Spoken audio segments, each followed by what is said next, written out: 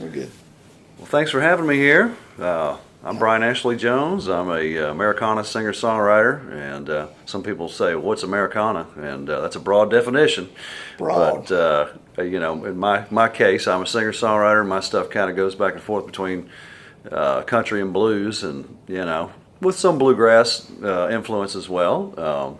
Listen to my Courier album. That's all acoustic guitar, upright bass, and dobro. And so I guess, but country, blues, and bluegrass would have been my primary influences. Did you have, were these, since that is, did you have people that you listened to when you were growing up? I did. I mean, I guess I should have thrown classic rock and roll in there too in that list of influences, because my parents were avid consumers of music, and of course they came of age in the '60s, and so there was a lot of Beatles and Stones and the Who and the Derek and the Dominoes, Eric Clapton. I mean, all those great bands from the '60s playing around the house when I was growing up. So of course that was an influence as well. Allman Brothers, Marshall Tucker Band, the list goes on. And of course a bit of Flatt and Scruggs as well. Sure. We were talking about live from Carnegie Hall just a little while ago. Great record.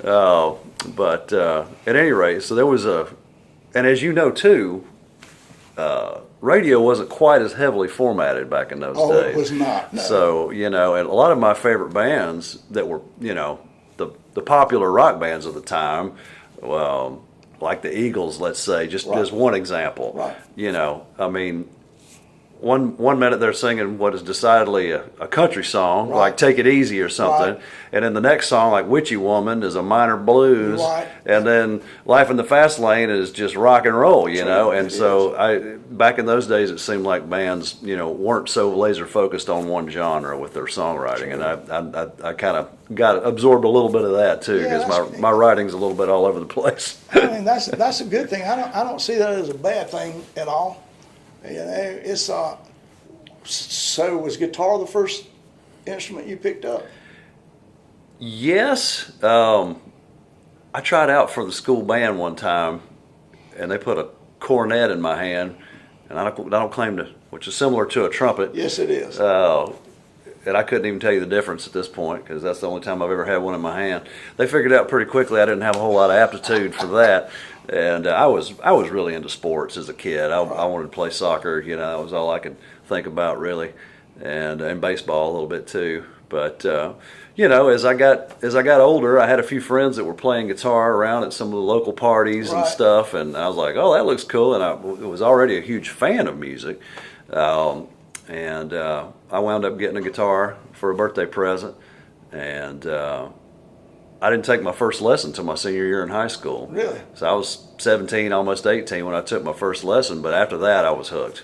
Well, I think you discover it, you work on it on your own, but I think one of the best things is after you've been playing to get a lesson, as opposed to a lot of people start off playing, you've been to teachers before, sometimes it's just they can't make it happen for you. But if you've had some time to already discover, hey, I really like this, then they can,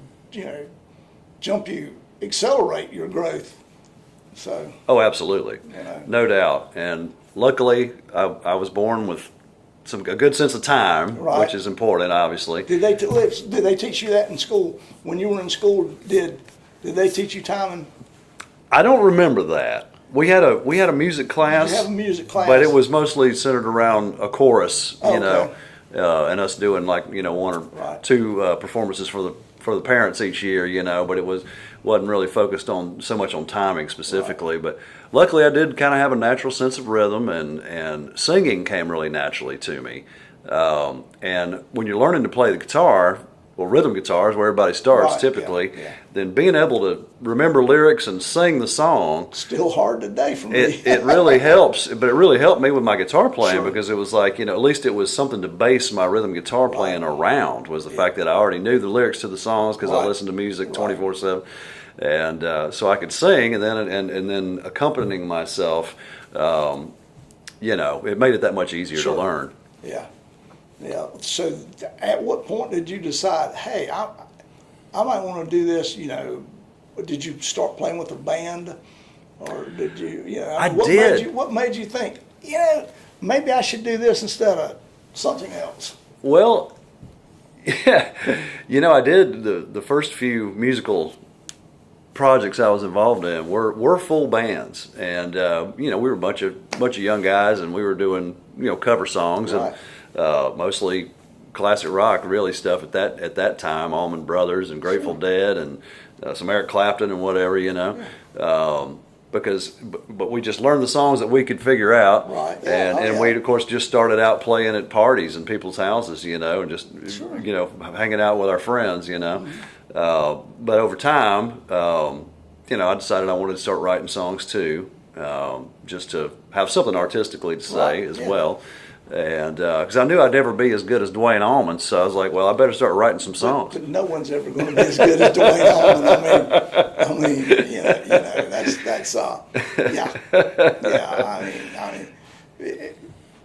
you can work diligently and have some talent, and you're still not going to be as good as Allman. But there are those people. They're just special. They have something that you don't, Exactly. I mean, Exactly. but there's a huge, and I tell people this when they're learning all the time, there's a huge difference between Dwayne Allman and still great. I mean, there's plenty of room there. True. And with music, if it's bringing you enjoyment, then who cares if you're not Dwayne Allman? Exactly. That was kind of my mindset. It was like, well, hey, look, early on especially, I mean, I had a job. Obviously, couldn't support myself on music right away. Sure. I did light construction work and restaurant work, bartending, waiting tables, whatever I could get my hands on, and hanging drywall or whatever, But over time, I found out that it was a little easier to make money as a solo act, than with a 8-piece band. It is. I mean, it is. Yes, it is. When you got eight mouths to feed in one band, it gets a little tough to make your rent, It does. So I started, doing solo acoustic shows around the area too, and those I was actually making a little money doing that, and then of course that was really to finance my band project, because I really wanted to be in a band too, because I like that camaraderie and the dynamic of the, of the full ensemble. So I kind of vacillated back and forth between those two things for a while, and started writing songs, and then just was obsessive about guitar. I'd stay up till 4 or 5 in the morning just playing guitar and jamming along with cassettes or CDs of my favorite bands, and just got obsessive about it. And eventually, people started hiring me to play for them. People that had a little bit more going on than I did. Right. And so I kind of went down that path for quite a few years, playing primarily lead guitar for singer-songwriters, bluegrass players, blues artists, and country bands, both in the Carolinas, Georgia, and Tennessee. And so I did a lot of the sideman thing for a lot of years, and was still writing songs and doing a little bit of session work in some recording studios and at that time too. But then at some point, I decided I wanted to go back to working for myself and be a little more control of my own schedule, and to sing my songs. I started, stockpiling more and more of my own original material, and I was like, well, if I don't sing these songs, nobody's gonna. So, so I kind of backed away from doing the sideman stuff as much, and have been focused primarily on my own project for a lot of years now. What point did you decide maybe Nashville's where I need to be? Well, I moved there in '99, and so I was 30 years old, which is a little late to be getting in the game, some would say, but I guess I was a young 30. I don't know, but I'd already been playing. I'd been playing around the Carolinas and Georgia and parts of Florida and whatever, various anywhere that would have me for 10 years at that point, and I just felt like, well, this is the next step. I was like, I know how to make a living playing in bars and festivals and such, because I'd been doing some of that for a lot of years.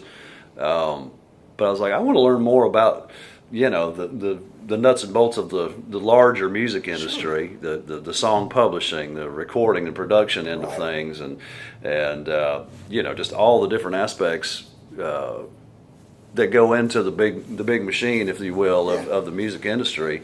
And of course, I got there just in time to watch it all dissolve into something else, you know, because you know, obviously the late 90s, about the time, I guess, late 90s, early 2000s, about the time the Napster thing happened and MP3 file sharing started happening, and the entire recording industry really changed. And as a songwriter, people don't know that, but that actually became the death of royalty checks for the general songwriters. Absolutely.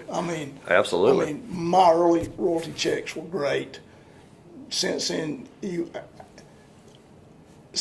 could pile my royalty checks up and not make what I could make on a very minor cut on a very minor record. You know, Napster, that whole time that you were talking about, changed songwriting.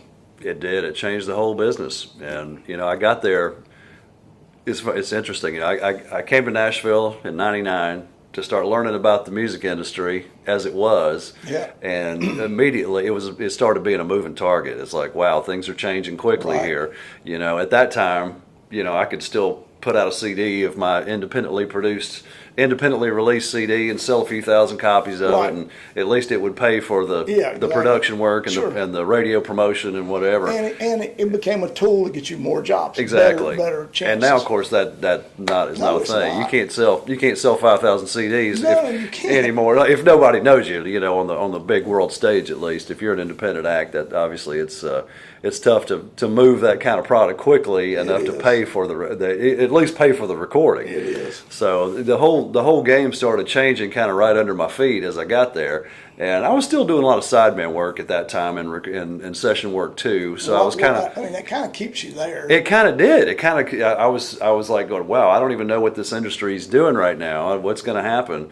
And so I kind of just stayed with the sure thing, which was playing guitar for other people and bass guitar too for other people that had more going on than me already anyway. So I just kind of hopped in the bus with whoever would take me. I do understand that. You know, and I had a great time doing it for a lot of years. And but once again, at some point, I was like, well, whatever the music business is doing, I still want to get my songs out to the world.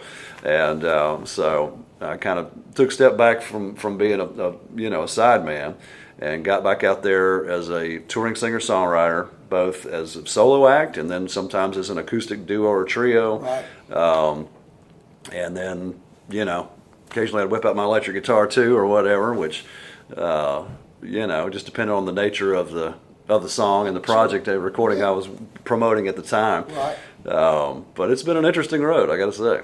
I'll have to say that, it is. Yeah, but you've been able to survive out there 25 years, and that alone says I'm established, because that is you beat the odds. I mean, you realize that by a long shot. I haven't been able to just make a living playing music for this long is something that I'm proud of. I mean, it's like, people all the time are like, man, that song of yours should be a hit. And it's like, well, there's a million songs out there that should be hits, but there's only so much room at the top. And as you know this as well too, that not just in Nashville, most places where music is recorded and made, it's a good old boy system. I mean, you got to hang with the right people, you got to know the right person, and it's like, okay, I got a song, but I know Brian knows Thomas Witt. I don't knows somebody. Okay, well, I'll let you change a few words on this. We'll call it a co-write if you can get it to him. Right. You got to do some of that too, because half of something is better than all or nothing. That's right. Yeah. And everybody can't play that game. I mean, some people just can't do that.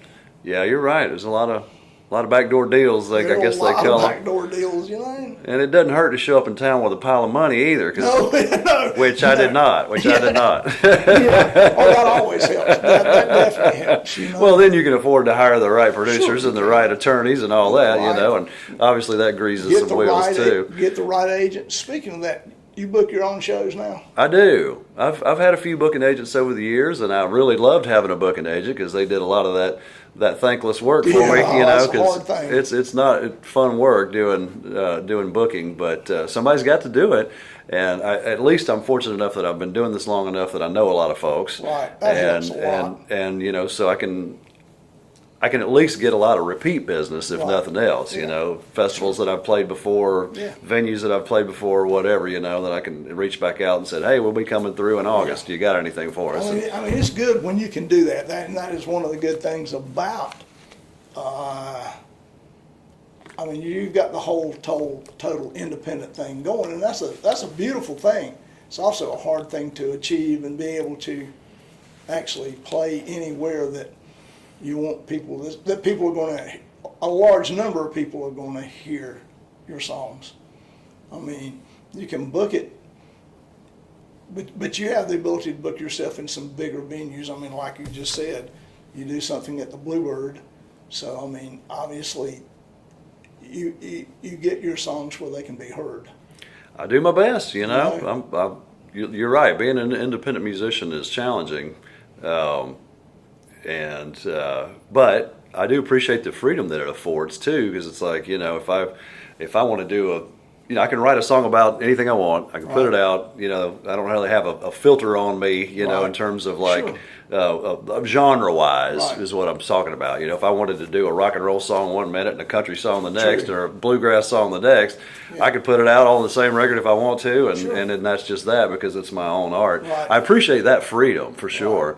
It is challenging, obviously, doing all the scheduling, all of the publicity work, and you know, just figuring out the routing of your travel and everything. You know, it's a fair amount of desk time. You know. Yeah, it is. I totally agree. Which does take away that, you know, a little bit from the time you have to do other stuff. But at a certain point in your life, by now you know what you need to write. I mean, you know the time constraints that you need to write. I mean, some people think they need to write all day long and get someone else to put their creative energies into creating, as opposed to, oh, I got to book these shows too, you know, and I got to be my own road manager and decide if I'm riding past one town to get to another when I could just pass through it, you know. There's a lot more to it when you're hands-on everything. There is a lot to it. A lot of moving parts, as they say. Yeah, a lot of moving parts. And it's interesting, you know, I wrote a song that's somewhat about some of this. It's called A Song to Move Me, and it's just kind of a tongue-in-cheek look at what motivates a lot of songwriters. Yeah. Because having lived in Nashville 25 years approximately, I've known a lot of great, you know, musicians, songwriters, people who are involved in the business in every capacity, really. But just sticking with the creative folks, you know, for a minute, I've known so many of those people, and just with amazing amounts of talent, you know. And they come and go all the time because it's a tough town to make a living in. It is. But it is interesting to as you get to know some of these folks, to learn about their motivations and like what's really driving them. Some people just want to be famous, you know, and that's fine, whatever. It is. Some people, they just want that attention, and they want that money, and they want that prestige and status, and there's nothing wrong with that. Go get it.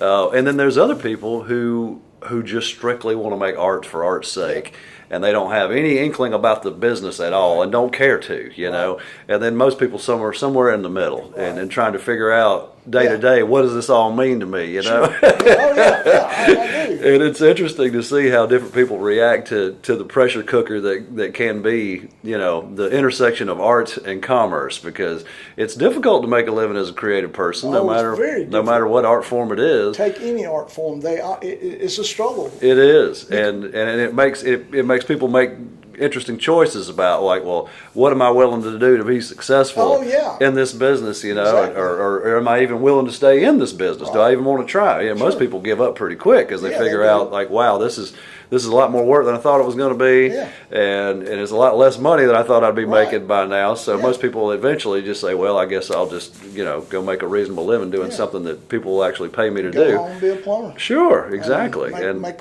much better living than I would. And some would say those people have more sense than the ones that stick it out. And possibly they do. We might not argue that much. Because people will pay you to fix a sink, you know. They will, yeah. They sure will. But it's an interesting business, and I'm just grateful. I'm just grateful that I've been able to make a living doing it this long. You know, also there's a part of life as a human being, particularly as a creative human being, that there's small little victories that people do not really understand that aren't creative. I mean, you go somewhere and someone says, "Hey, I heard your song here," or or I really, you come off stage saying, "I really like that last song you did." You know, that's something that you carry within your soul that other people miss. That, and I am not. Creative people are a bit. They're not like your standard person who is happy going to work at a job every day, and many times personally, I wish I had been one of those people that I'm good with going to work every day. I don't have to write down everything that comes in my head. Mm-hmm. I instead of I don't wake up at 3 o'clock and think I got to write this down because now I know at my age it rhymes tonight, but when I wake up in the morning it won't rhyme. Normal people don't have that. That don't go on in their heads. And then when you start rewriting stuff, you have to start thinking, why am I writing this? Normal people don't have that, and that's why musicians or any artist choose your media are different from the heart and soul of America, really. It is. It's kind of like, in some ways, it's like you're outside looking in at what is normal life like, and can I write about it and be relatable on some. If you're trying to find a universal thing, because you can go down a million rabbit holes as far as topics of things to write about, but ultimately you want the song to connect with people. Right, you do. And if you write about, if you don't live that normal 9-to-5 life, then you almost feel like you're on the outside looking in at kind of are at normal life, and then trying to write about it, is interesting. Obviously early on, I guess it helps if you've had some work experience in another industry that really early helps. on. Yes, it does. Yeah. I mean, I have this theory about songwriting that sometimes you have to live a little bit in order to have stuff to write about. I agree, 100%.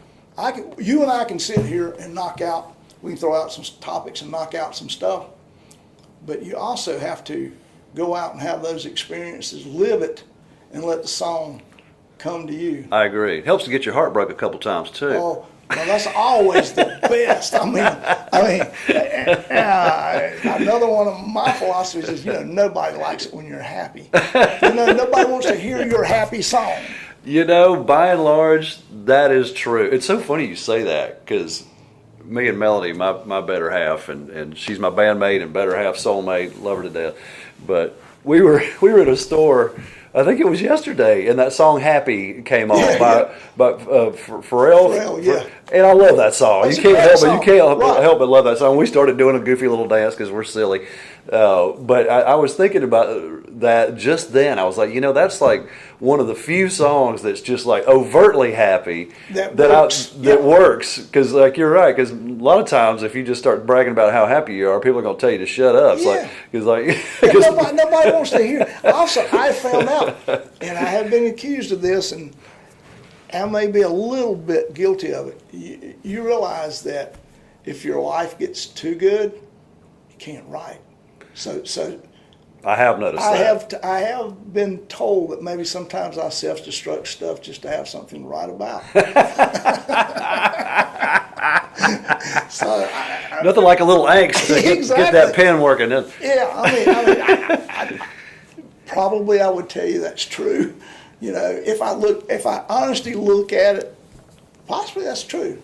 I agree. And, some of obviously you look at through history, going back to murder ballads and Oh, yeah. and folky songs like that, and it's just like there's always been something interesting about pain and suffering and in the human condition, and too, like even the rock bands of the '70s that I wound up hearing so much growing up, like Pink Floyd, for instance. They a lot of their songwriting was rooted in wartime Europe, where they grew up in England, and during World War II, and they were writing about that, about growing up in the aftermath of World War II. It's like there's something about just stress that really brings the creativity out of people. And obviously unknown to most people. Most people might be more miserable than what you really think. Oh, yeah. Because those songs seem to. I think about the song "Love Hurts." Mm-hmm. I mean, which is truthful a song as anyone could ever write. Mm-hmm. But I mean, it's people seem to identify with that more so than I had a great day today. I heard a great song in the grocery store, and me and my wife danced. It was beautiful. Yeah. Well, my water pump broke on my truck, and Exactly. and I don't want to hear that. Exactly. Yeah, life is so stressful for everyone, at times. Stressful. And I know it comes in waves, and some people have it easier than others, but still, life can be stressful, and there's something about tapping into that. But maybe having I don't know, I got problems, but there's something about the will to overcome that. At least there's something universal about that. True, there it's is. like we all have it tough at times, right. But it's like let's try to get through this. Or you go, man, my troubles are nothing compared to his. Oh, true. I mean, sometimes that you listen to that and you think, well, yeah, it could be worse. It can always be worse. Music has its place. Writers, authors, book authors, they also sell better when they write about, of course, either a murder or nobody really likes. I grew up with a great family. Everything went pretty well. I had to have my wisdom teeth taken out, but I lived a charmed life. Well, I feel like I've lived a semi-charmed life. It's been really good. I've had a lot of good times, but I probably capitalized more on the bad stuff that's happened to me than I have the good. Right. Yeah. As far as being a songwriter, Yeah. Absolutely. I get it. Yeah. I get it. So. I've written about a lot of different stuff. I know you probably have too. It's interesting, but I do. Some of my favorite songs that I've written definitely came from some state of inner turmoil. There's no doubt. True. I mean, I've written love songs too, and one of my favorite songs of mine is about the Carolinas, and I guess more specifically about my home state of South Carolina. But I haven't grown up 15 minutes from the border of the two states. I almost feel like I have semi-dual citizenship. But probably more geographical references to South Carolina in that song. But it's called Carolina's Dream. And, so once in a while, I just write something about just completely observational. It has nothing to do with how I feel necessarily about, my emotional state at least. Right. But maybe about something that just interests me, outside of that. And I really appreciate those songs too.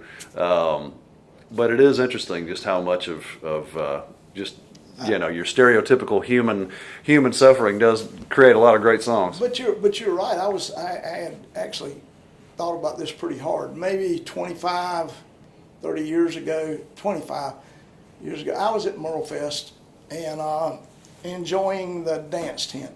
And I wrote a song that's just about that. It's called Bayou Mud, and it was a Cajun band playing in there. And this couple like dancing in the tent so much they moved to Louisiana. And so sometimes you just get something like that just happens, and that's a positive thing. Absolutely. And it worked. I mean, it's been recorded a bunch of times, and I thought about that when I went up there this week. It's like, I don't know that I can recreate a moment like that either. That's what I was thinking. I went to the dance tents, and the thing about a dance tent is you got to put the right band in a dance tent for it to work. Right. Cajun bands always work in dance tents. Donna the Buffalo or Steve Riley. Lots of high energy bluegrass bands work. For some reason, country or even rock and roll, even at a high beat count, doesn't work as well. And I don't know why that is. I know what you mean. There's something about that. It just, you can't help but move your body, to certain beats. And generally, I've noticed too that the best bands for dance tents, and we're way off the subject, but have fiddles in the band. Devil instrument. Make you want to dance. That's right. But you've had an interesting career. So tell me what else is going on currently with you. Well, still playing a lot of shows, been writing some, doing a lot of duos with my partner Melanie Jean. And, now, did y'all just decide to do that, and how'd that come back? She and I met about 4 years ago, and I was playing a solo gig in Bryson City, and she was living in Colorado at the time, but was wanting to move to the Southeast, and she and I met, and found out she was a musician too, and we just had some just really long conversations over the intervening weeks, and I eventually talked her into moving to Nashville, and where she had ultimately had her designs on moving to the Carolinas.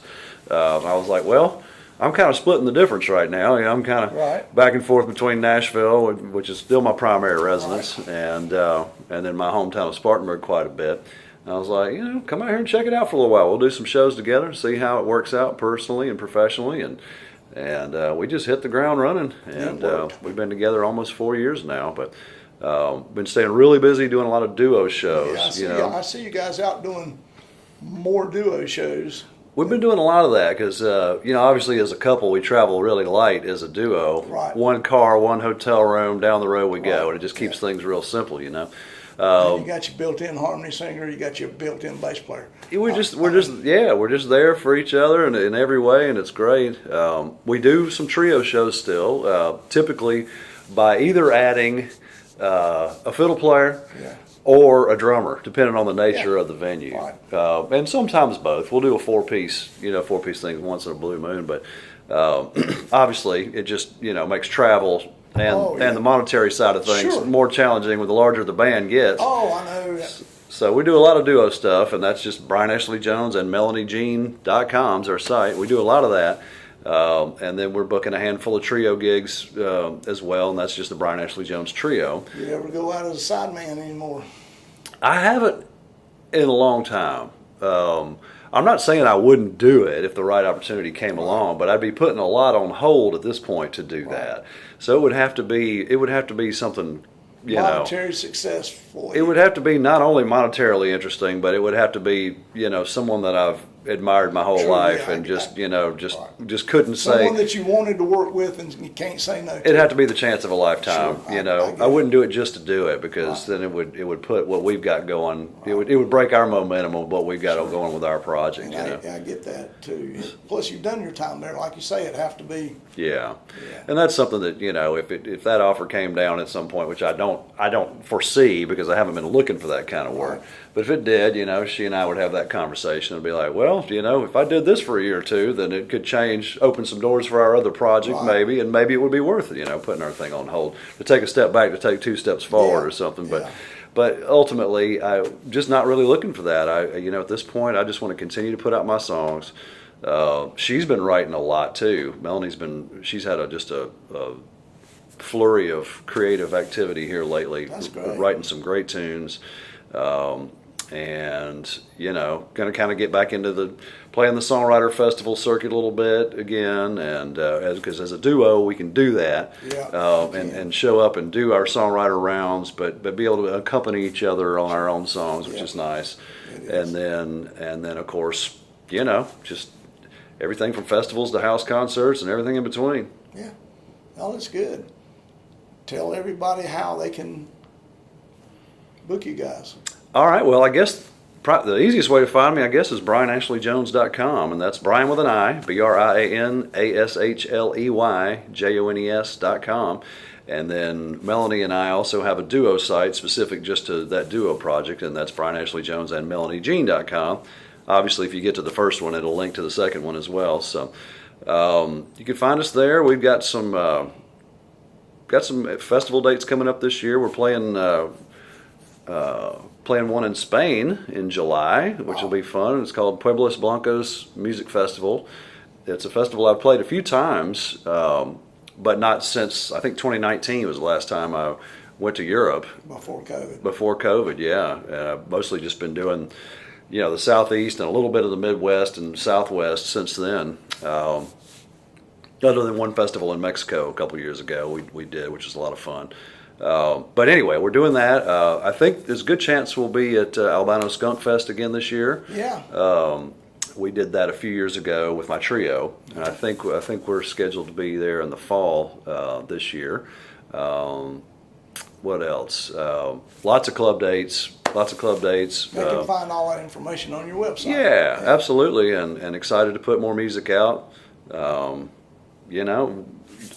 Irrespective of what the industry's doing, I still want to get my songs out there for posterity, if nothing else. And Sure. just happy that some people like listening to them. Are you going back in the studio anytime soon? Yes.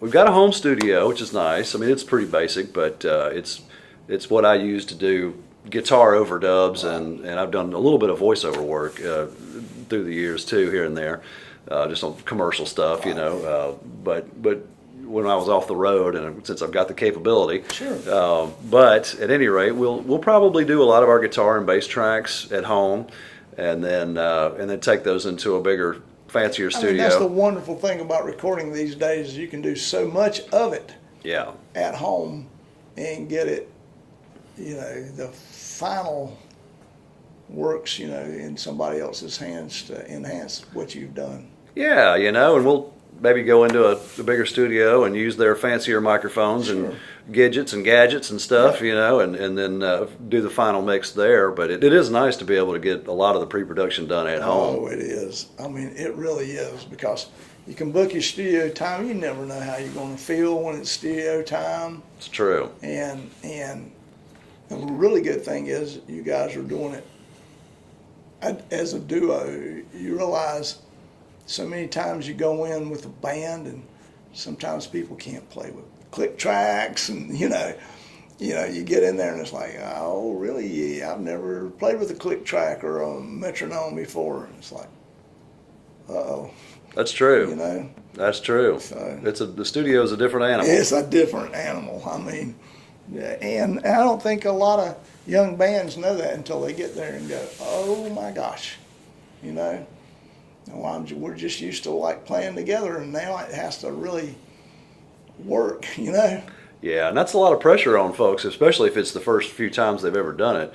Whereas, fortunately, I've got a lot of studio experience, both with my own stuff and recording for other people. But still, I'm I'm more relaxed in my own house, Sure. and I can do a million takes if I need to. Right, it's not ticking. I'm not on anybody else's dime at that moment, Right. And it's not ticking like it is in the studio. And I can just play it till I get it right, and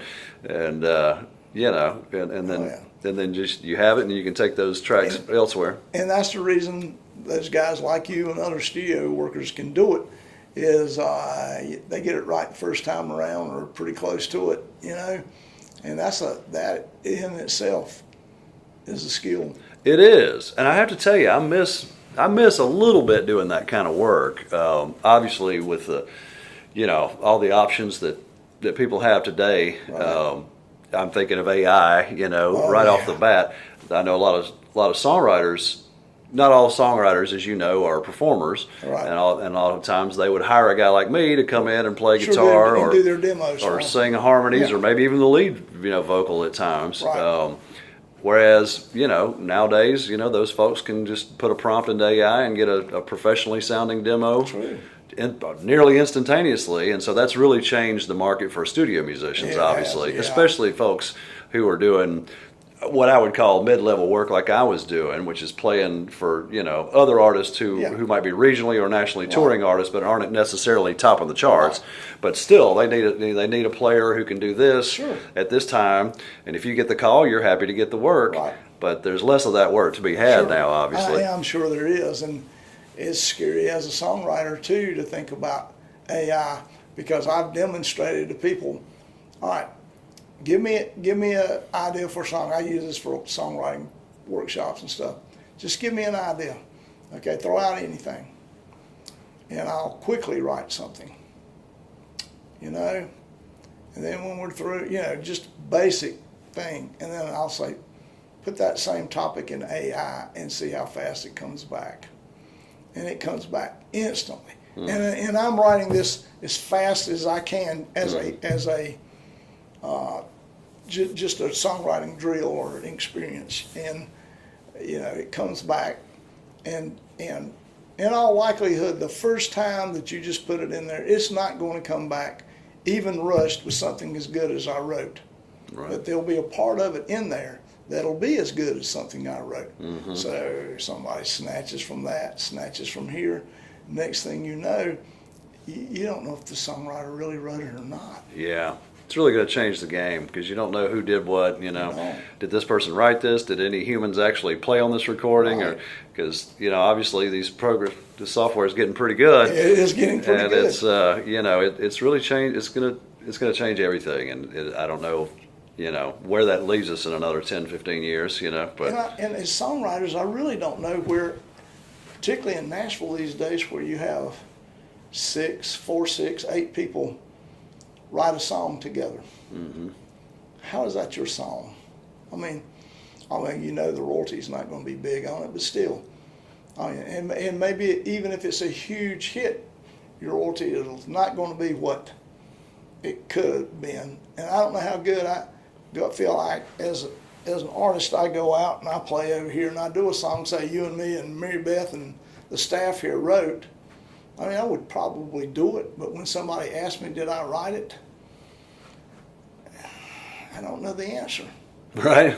You know, did I? You know, and you probably know how much of it you really wrote. I mean, I have written songs with people that I know that I wrote 99% of the song. You know, and I'm okay. I mean, sometimes people will come up with a line. I know some song fixers, you know, that I'm stuck. This can be better, but I can't find it. You know, I know some of those guys, and I get it. And that's a worthy thing. I mean, you want your song to be as good as it can. Right. But I don't know where songwriting's going. I don't either. And like you said, I mean, 25 years ago, you know, we were looking at like the top of the hill as far as, you know, the industry kind of sliding down into something different than what we've always known it to be, i.e. selling recordings. You know, they called it the recording industry for a reason. It was about selling recordings. Right. And now it's, you know, it's more about selling T-shirts because people aren't buying the recordings so much. Right. You know, and merch is important. It's an important part of your show too, is it not? You know, it has been at times. Right. You know, I used to travel with tubs of T-shirts and hats and koozies and all kind of stuff, and CDs, obviously. Yeah. CDs were always CDs was the lifeblood. that for was a the long biggest time. seller, you know, Yeah. and of course that revenue stream went away. Right. I've sold quite a few T-shirts over the years. I haven't done it as much in recent years because it's a lot of inventory to keep up with. It is. Because you have to really stay on top of, obviously, you know, fashion trends change. They do. A T-shirt is not a T-shirt is not a T-shirt in terms not. of, like, you know, what generation is going to be interested in this cut. True. Female cut is different than a male cut as far as the Right. T-shirts, you know, and so even if you're just selling one color of shirts, Right. you're going to be looking at least 5 or 6 sizes of the men's, Right, 5 or 6 exactly. sizes for the women. You know, I mean, you're upwards of 12 different pieces of inventory already to just have one color T-shirt on offer. Now, if you start offering 5 colors of T-shirts, you know, then obviously, you know, exponentially all of a sudden your inventory, you know, logistical issues have And you've increased. also, at this point, when you get that many, you've also hired somebody to run your merch. Exactly. Yeah. You really need somebody in charge of that, and Right. so, you know, that's another hotel room, that's another seat, Exactly. another seat in the van, another mouth to feed, and it's a lot. And you know, when you're out there and you're getting the right amount of publicity and you've got a new release out, it's worth it. Yeah. But when you're just out, you know, playing gigs and still promoting an album you did a few years ago, I agree. then it's, you know, is it still worth it? Because, you know, it's a lot of extra work for, you know, And it's a lot of extra work, even if you were selling it at the shows. I mean, you also got to, you're on break, and it's like, I got to sell a T-shirt or two, you know? Yeah. So, I mean, you know, I need to be tuning, but I got to sell a shirt too. You know? It's interesting, you know, the game has changed. And obviously, you're handling the game very well. You know, there's been a lot of pivoting, you know, as they say, you know, just to kind of roll with the changes. Sure. But once again, I'm just grateful that my hands and my voice are still working, and I've got such a good partner and teammate, you know, in Melanie, and that we can stay busy. People seem to think we're worthy enough, you know. Still have some radio stations out there like WNCW. Wow. Thank you very much to those guys that still play my music from time to time. And, yeah. Even though we don't have a current, you know, brand new record out, you know, there's still some stations out there that'll play stuff for us, and but we are motivated to get a new recording out sooner than later. Well, that's good. So that's kind of our primary objective right now is we've been writing a bunch, and it's time to get back in the studio and put some new stuff out. Can you write on the road?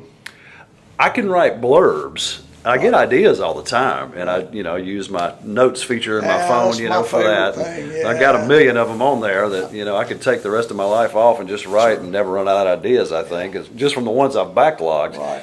But I rarely finish a song on the road because, you know, there's just so much else to deal with. Too much to do. You know, you got to be constantly promoting and you know, checking into the next hotel or whatever. It might be easier, particularly in your case, is if you I mean, you're also the bus driver, you're also the you know stage manager. I mean, you're the whole shebang. So it would be really tough to travel and do that. It is. You're wearing a lot of hats when you're out there on the road independently, for sure. Yeah, without a doubt.